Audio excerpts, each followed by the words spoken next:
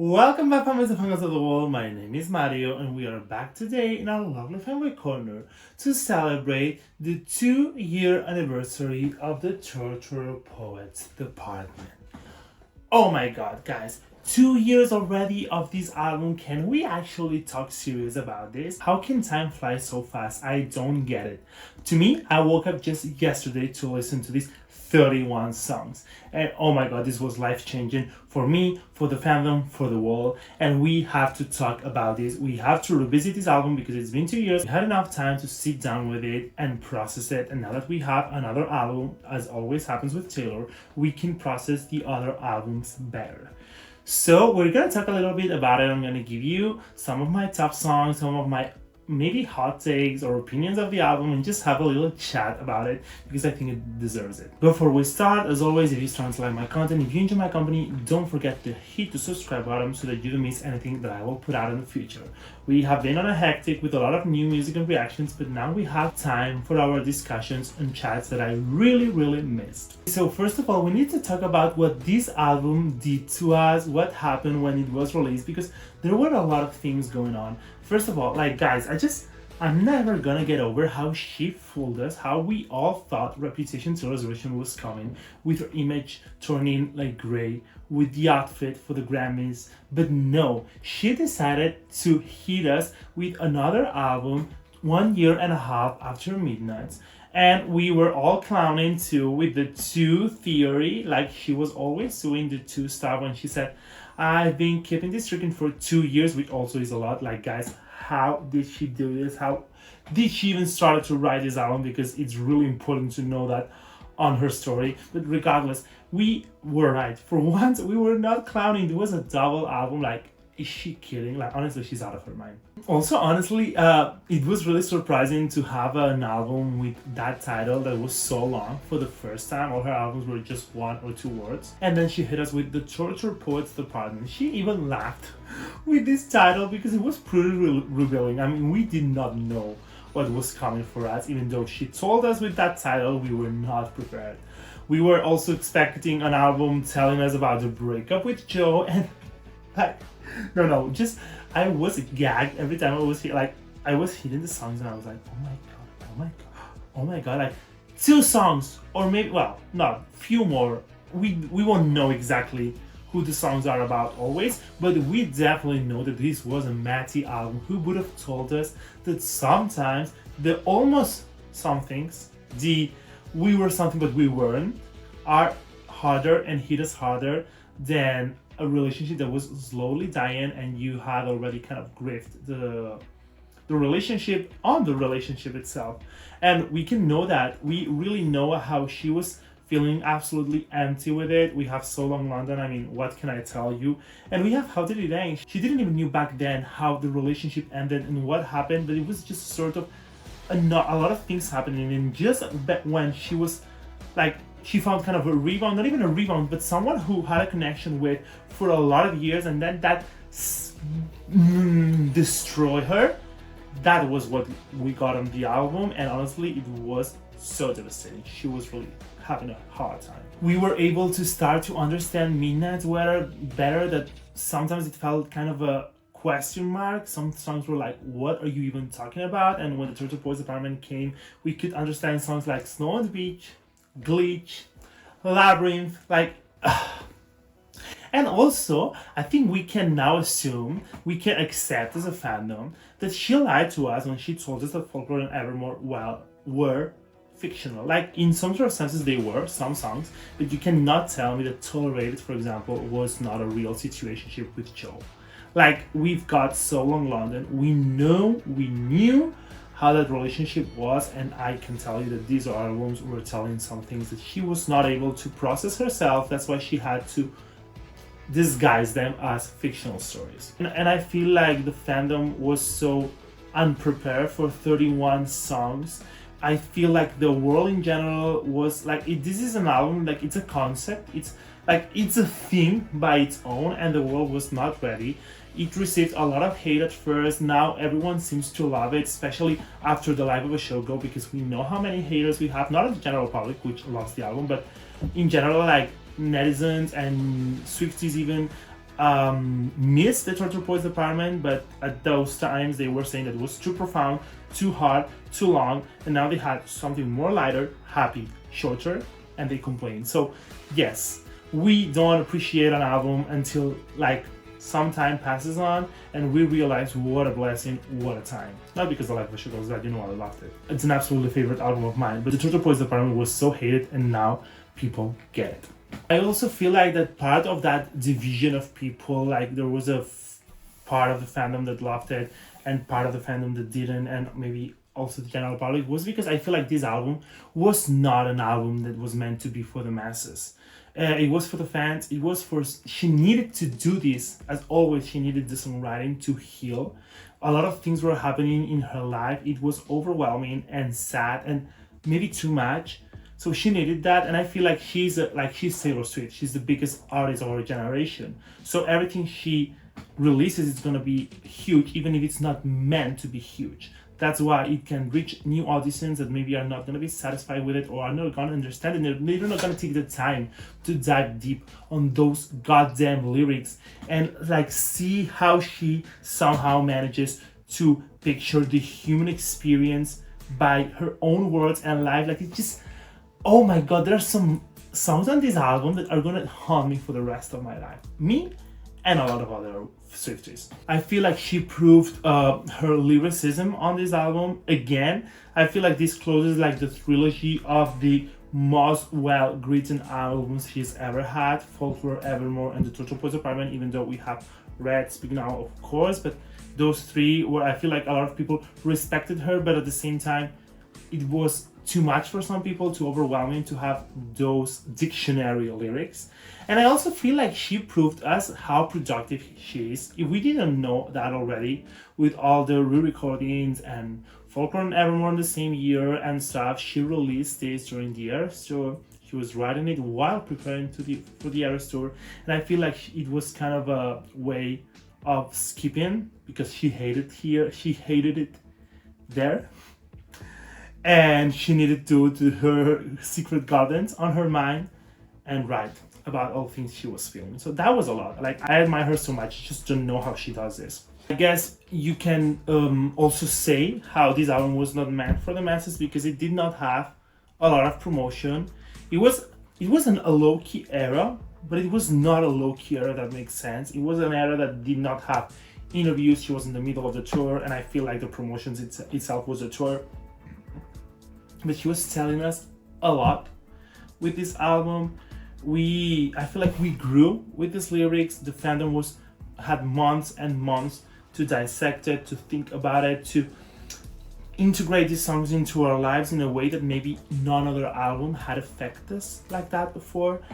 And I think that the demonstration and promotion and the most spectacular thing she did for this album was, of course, the new set on the Eras Tour, because I cannot believe she created that while we already had a set list and a performance, and it had been 1 year of the Eras Tour, and then we got that. It became the best set on the Eras Tour without a single doubt. Like, it's just amazing how all of the performances matched perfectly every meaning of each song. Like, what do you mean that Cabaret can do it with a broken heart, the March on the Smalls and Whoever Leave, the Bad on Fortnite, Bad Daddy I Love You? Like, no, just like the fact that she opened with that song. It was honestly amazing. I feel like she did her creative mind. The aesthetics of the album fit perfectly. It was really, really beautiful. It was something that we took for granted at that time because, of course, she's gonna play the Torture Poets department, but it was a lot. She could have not done that. She could have only sang songs on the acoustic set, since a lot of them were more like ballady and slow, but she didn't. And what a blessing. What a blessing! I feel like this album also closed a chapter in Taylor Swift's story and life and discography, and also Swifties. He has always used songwriting as a way to escape, to put her emotions in order and to share it with us, but also because she needs it. But this time it was a more adult version. It's the most adult Taylor we've ever seen, of course, because it was the last album just before the live was show. But at that time she was the oldest, and I feel like all the experiences she was talking about really proved how she had grown into a woman with the sometimes tortured mind, like the name is very fitting, but also able to analyze everything she's feeling in a way that she did before, but she did it as a younger woman, as a teenager. And we can really see this. And I feel like it's a closing album because, yes, she wrapped up all the damage of Joe relationship and Maddie and the Eras tour, and we can almost see like a beginning of her new life with the Alchemy and So High School. So imagine how much period of her life this was, even though we had Midnight's only one year and a half before. I feel like this chapter started with Folklore. You could almost tell with Lover, because that's where all the insecurities with Joe started, and the anxiety of him leaving and she not being enough and stuff. But I think the proper way to put it is that she started this time of her life with Folklore, and this was a closing album, because The Life of a Showgirl is being a new era completely. There's not that much connections with the Turtle Poets Department. I mean, only with her first lyrics in Fortnite, which I cannot believe she started an album like that, we could find a connection with Hits Different. Someone was going to take her away in Hits Different, and in Fortnite I was supposed to be sent away, but they forgot to come and get me. Like, wow, that already sets the scene, honestly. I also feel like the sound of this album, it's really unique, and it's its own identity. All her albums are her own identity, but I don't feel like we could classify this album in the pop side of the albums, which is 1989, Reputation, Lover, Midnights, and The Life of a Showgirl. I feel it's somehow in the middle. Nowhere it's in a spectrum. We have the first side, like the 16 first songs, which are kind of a tone maybe more with production and synthesizers and more upbeat songs, to say it in a way. And then we have the Anthology, which is more acoustic. It has more of a folklore, evermore vibe to it. But still, the album feels pretty cohesive on sound, even if you don't see it at first. It just makes sense if you listen to the album in order. And it's middle way between the pop side and the more indie alternative vibe. It just doesn't have a box. It's outstanding, honestly. It's the Turtle Poets Department. Like, she's telling you. I feel like we could also see the power of the fandom with this album, because even though it was not supposed to be big, it became the biggest album almost of 2024 in terms of numbers, and that just proved how she was established as an artist. Because no, this album did not have a hit. It was not meant to have that. Maybe she could have, and we will talk about this later, but it didn't. Fortnite was a known song, but it was not The Fate of Ophelia, and it was not Anti-Hero. So even though with Midnight we already saw how big she had gotten, with this album she just proved it again, and it's still the most streamed album in the first 24 hours, or 24 hours in general, so that's a lot too. Anyway, now moving on to some of my opinions of the album. I have to say that I have to talk about how it has aged for me and where I ranked it exactly. I have to say that objectively, this album to me is a masterpiece, regardless of how much I like the songs or I don't. It is objectively a perfect album. At first, I was so overwhelmed. I genuinely was so stressed because there was a lot of songs, and then we had the Anthology. By the time I was in Cassandra, I look in people's windows, I was not listening anything. Like, I was listening, but I could not process a single thing. I feel like today I still have some songs that I'm like, what is she saying? And also Fortnite and the Turtle Poets Department were not my favorite songs. So until I did not get to My Boy, I was kind of, oh my god, I don't like an album of Taylor. Of course, it doesn't matter if that happens, but I'd rather not be in that position. But then I had a time with a friend to break down the album and the lyrics, and I was so messed up. Like I for a second, I thought she was not a human being, honestly. And with the set and stuff, it just grew on me. But at the first 2 or 3 days, I was in a completely mental breakdown. I have to say that with time, it has aged well in some ways. Some of the songs have become really irreplaceable for me and really important in my life. But some other songs are not it for me, and I feel like this album has a problem, and it's too long.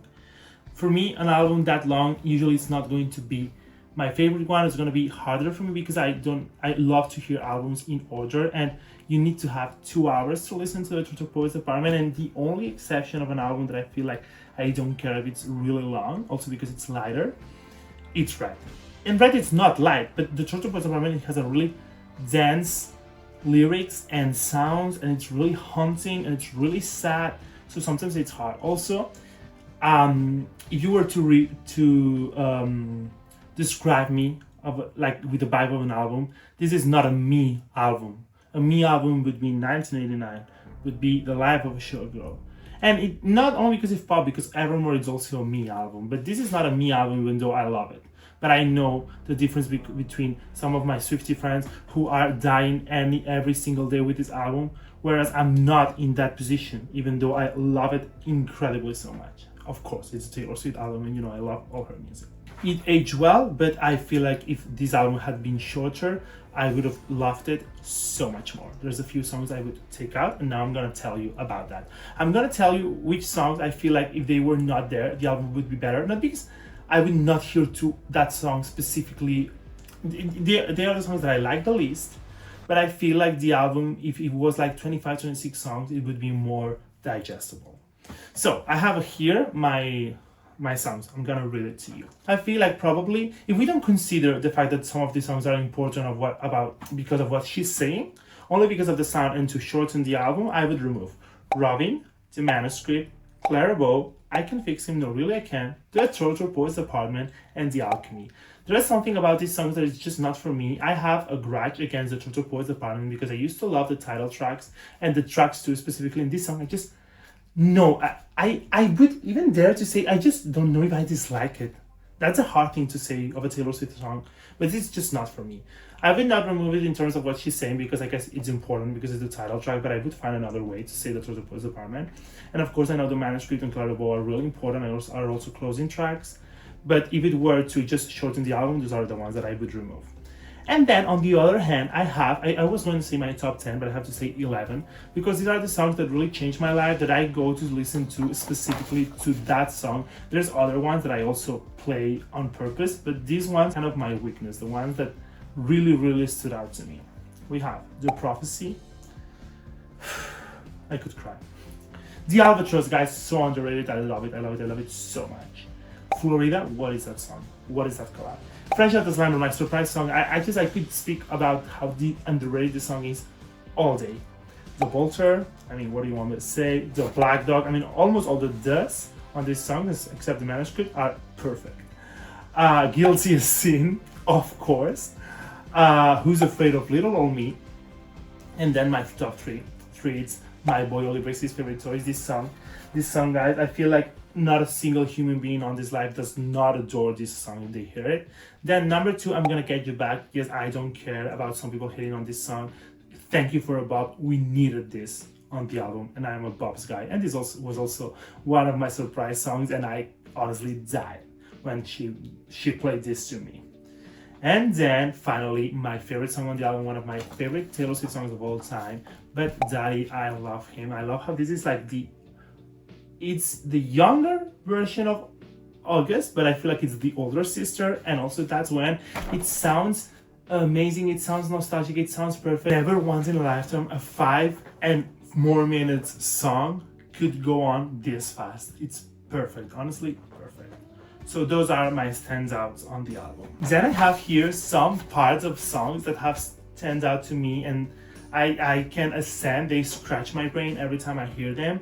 They have to be mentioned. First of all, the outro of My Boy Only Breaks His Favorite Toys. What is that, guys? How is that even real? Just say when I'll play her again. She was my best friend. No. Then, the pre-chorus of Fresh Out the Slammer. What is that melody? What is that flow? Winter, summer, taking cover, rolling thunder, he don't understand me. And then the red and blue and fights and tunnels. No, these I just no one has ever done a song like this. Nothing in this world sounds like this song. It's honestly too much for me to process. I cannot take it. And finally, the chorus of Guilty as Sin that had everyone in a chokehold. This song has become the absolute fan. My God, can I talk? The absolute fan favorite song of the album, and I do get it because what do you mean? What if it's It sounds like Red. It sounds like old Taylor. It's a classic. Perfect. Honestly perfect. And the lyric of this album, like that, I was about to like do 10 lyrics or so. It's impossible.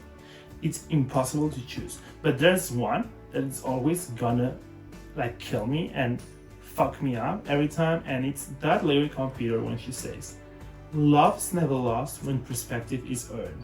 Because this is such an important thing to learn in life. This is like the newer version of "Love is a ruthless game unless you play it good and right," which is my favorite Taylor Swift quote ever. Honestly, what did she do with this song, with Peter? Like in general, everything she's saying in that song is messed up. I would even had a tattoo of this lyric if it was not that long. So yeah, guys, those are like my favorites on the album. All right, I have to say before we end, one unpopular opinion that I have and that I need to say. Well, two actually.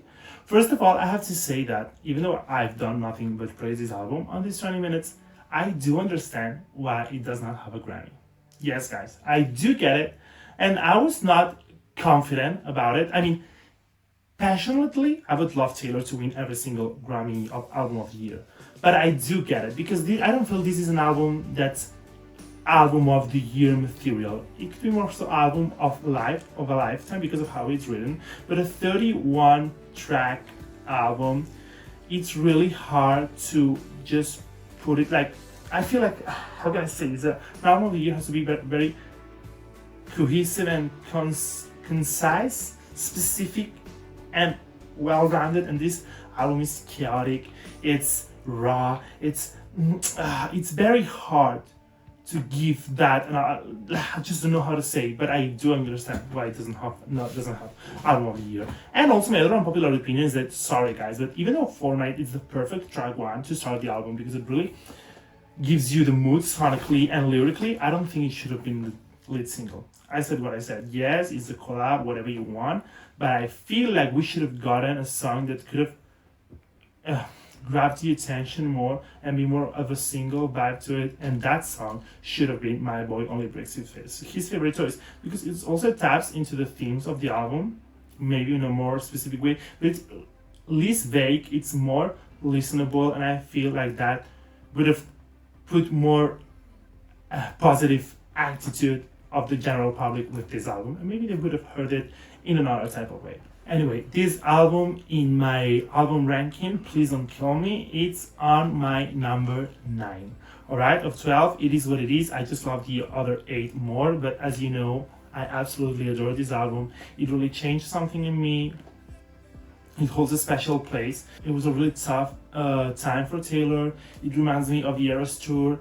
It's like it will always treasure moments that cannot be described with words, honestly. I would probably summarize this album with the lyric, "I love you, it's ruining my life." I feel like that tells us everything we need to know about this album. When loving someone, or even loving something, sometimes loving music was hard for her, and I Can Do With a Broken Heart, Who's Afraid of Little Me, Maybe I Hate It Here, like loving something is ruining your life. I mean, how can you say that to us? How can you say that to us? And if I had to put it in a word, I would say, if I had to tell someone what they're about to listen, I would say that this album is raw. This album has no filter. This album is guts, it's hard, and it's every single fucked up feeling you have, put it in words. Thank you, Taylor Swift, for this. Thank you so much. And thank you so much to all of you for allowing me to do this on the channel. I hope that you enjoyed this video. I want you to let me know your thoughts on the Torture Poets Department. If it's one of your favorite albums, how did you experience the first listen? How has it grown on you? Your favorite songs, your favorite lyrics? I want you to tell me everything about this album. Because guys, like honestly, time flies and it's been 2 years and I cannot believe it. And I'm dying to hear how are you all feeling when you think about that. When you think about that, it's been 2 years of this time of our lives. And yes, I will come back soon for the 3-part of my trilogy. In this case, we're gonna have overrated Taylor Swift songs. Is going to be pretty intense after we had underrated and overhated. And then who knows what we're gonna do. I want this woman to perform the live of Sugar. I think it's about damn time you give us some performance of a bit of Ophelia, Elizabeth Taylor, and Opalite, and the live of Sugar with Sabrina. So please give it to me so that I can react and show it to you. Alright guys, Thank you so much for being here, for staying until the end, and we will see each other soon to keep fanboying and fangirling. Adios!